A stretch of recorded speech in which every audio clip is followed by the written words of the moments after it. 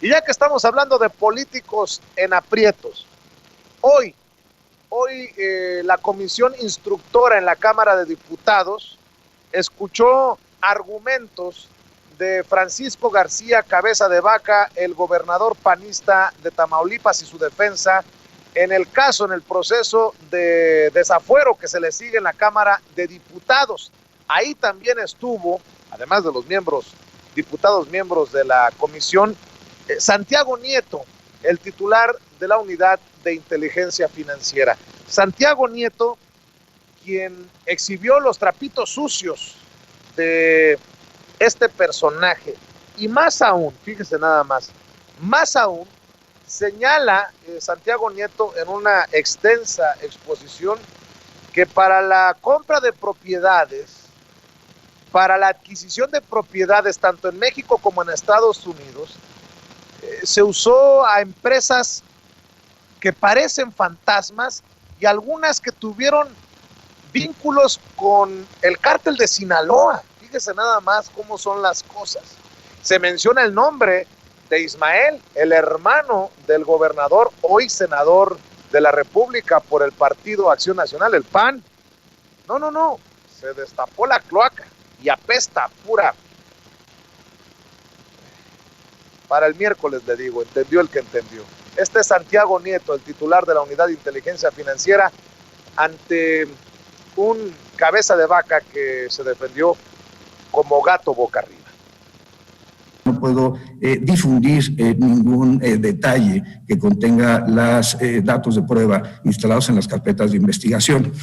Hay que señalar esto y es relevante hacerlo en razón de que la información que tiene la Unidad de Inteligencia Financiera es información de inteligencia y no se trata de datos de prueba que son los que desarrolla el Ministerio Público.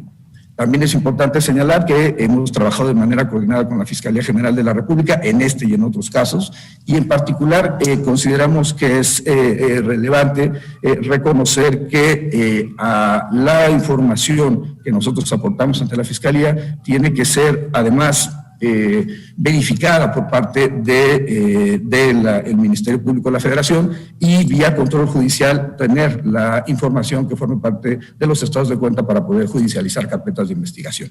Sin embargo, quería hacer precisamente la explicación porque los datos de las notas de inteligencia de las cuales estamos nosotros partiendo es información que proporciona el sistema financiero, es decir, los bancos, de manera espontánea, sin necesidad de que haya requerimiento por parte de la unidad. Tienen la obligación de reportar cualquier situación que consideren inusual, en donde se rompen los perfiles transaccionales de los clientes usuarios del sistema financiero.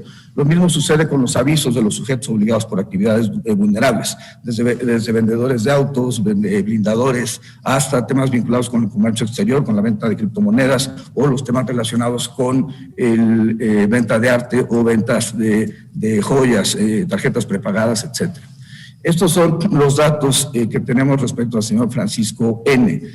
Ustedes podrán ver el concepto, su participación como funcionario público y después un movimiento importante de recursos no declarados ante el Servicio de Administración Tributaria. Por supuesto, la autoridad competente para determinar si existe una evasión o una defraudación de naturaleza fiscal será el Servicio de Administración Tributaria y evidentemente la autoridad competente para generar la querella respectiva es la Procuraduría Fiscal de la Federación.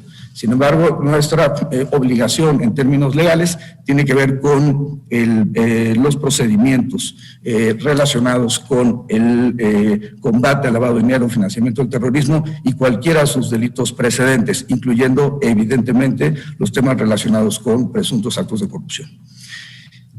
Parte de la denuncia tiene que ver con la adquisición y venta de un departamento en Bosques de Santa Fe, de propiedad del señor Francisco N., vendido por 42 millones de pesos. La fuente de esta información es la declaración patrimonial 3 de 3. También un rancho en Soto de la Marina, Tamaulipas, valorado en 63.4 millones de pesos, escriturado a favor de una empresa de naturaleza familiar. La fuente es el registro público de la propiedad y los folios ustedes pueden verlos en este momento y esta es la información que nosotros hemos denunciado. Es relevante decir que hay otro rancho en Tamaulipas con superficie de 950 hectáreas y 450 metros de construcción valuados en 38 millones de pesos, adquirido por una empresa que tiene las características de fantasma relacionadas con Bernardo N., socio de Francisco N. La fuente son nuevamente instrumentos notariales y la fecha de consulta es el 9 de marzo del año 2021. Si después del 9 de marzo de 2021 hay alguna variación, pues esa variación ya no corresponderá al momento en que nosotros hemos presentado la denuncia y bueno, lo que nosotros estamos haciendo es verificando en tiempo real la información respectiva. La hacienda del Soto a la Marina, Veracruz, de la empresa familiar está evaluada en 53.6 millones de pesos en fuente obtenida a partir de mecanismos de inteligencia. Hay una casa en Reynosa, ubicada en la declaración 3 de 3, también se encuentra una propiedad en McAllen, Texas, relacionada con el señor José R., primo del señor Francisco N., fuente obtenida a partir de la información de LexisNexis. Tenemos además una serie de casas vinculadas en las declaraciones, una casa de 7 terrenos en Reynosa, en copropiedad de Mariana N. Quisiera también mencionar que ha sido proporcionada por distintas agencias información relacionada a una casa en McAllen, relacionada con Francisco N., valorada con 8.5 millones de pesos.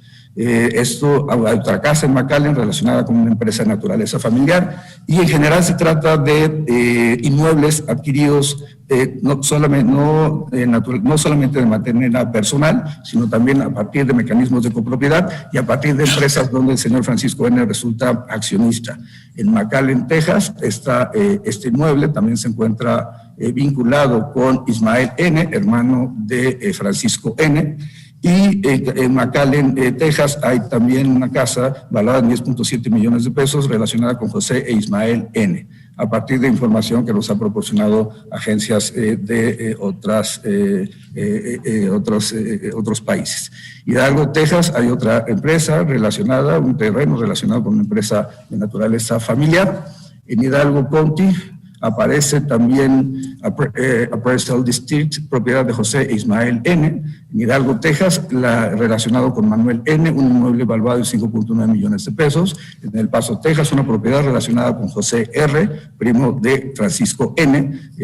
Y también hay inmuebles localizados en Edimburgo, Texas, en Padre Island, Isla del Padre, Texas, relacionado con José G., y en Padre Island, propiedad de Baltasar N., uno de los socios y personas vinculadas con el señor Francisco N. También es importante señalar que LexisNexis, en fecha de consulta en el año 2021, nos arroja la propiedad de este centro comercial y pues en general lo que tenemos es una disparidad entre los inmuebles pertenecientes a las asociaciones, los inmuebles pertenecientes a la familia y el ingreso que como servidor público pudo haber formulado durante los años del servicio público Francisco N. La casa en Misión, Texas, está evaluada en 5.9 millones de pesos.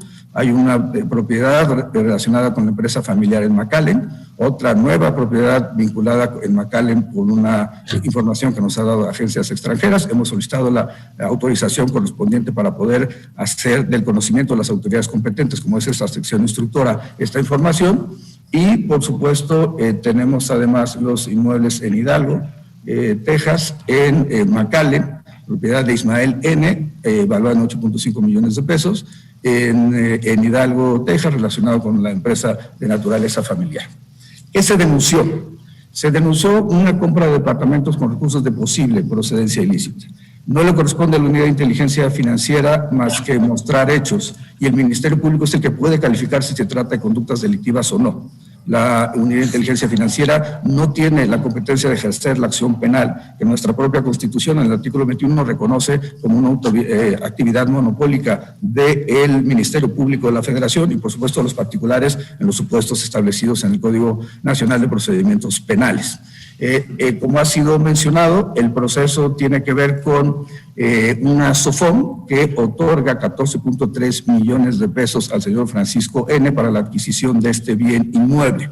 Es importante resaltar que el pago se hace a la SOFOM. Hay un pago el 8 de noviembre de 2016 por 13.5 millones de pesos, casi la totalidad de los recursos. Es decir, prácticamente se liquida el crédito de manera directa. Pero hay algo que a mí me parece importante señalar, y esto es que hay esos 14.3 millones de pesos provienen de dos transferencias, dos SPACE, el 17 de diciembre del año 2013 por 8.3 millones de pesos y otro en la misma fecha por 6 millones de pesos. Esto integra los 14.3 millones de pesos que el día 18, un día después de las transferencias, llegan al señor Francisco N. para la adquisición del bien inmueble. Es importante señalarlo en razón de que las dos empresas que financiaron a la SOFOM son empresas incluidas en lista de personas bloqueadas. No se trata de una denuncia que haya presentado esta administración de la Unidad de Inteligencia Financiera, son empresas que desde la administración anterior, desde el gobierno anterior, habían sido ya denunciadas e incluidas en lista de personas bloqueadas.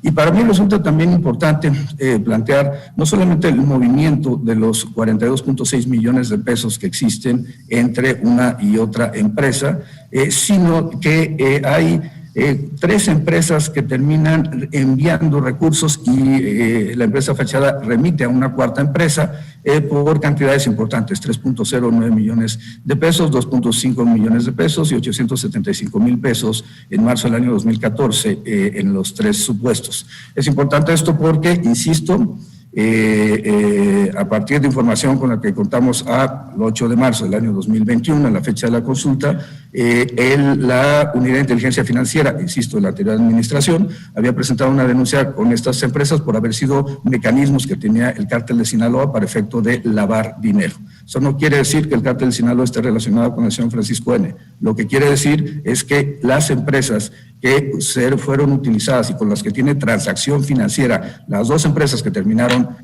enviando dinero a la SOFOM, son empresas que han sido utilizadas por el crimen organizado. Pácatelas.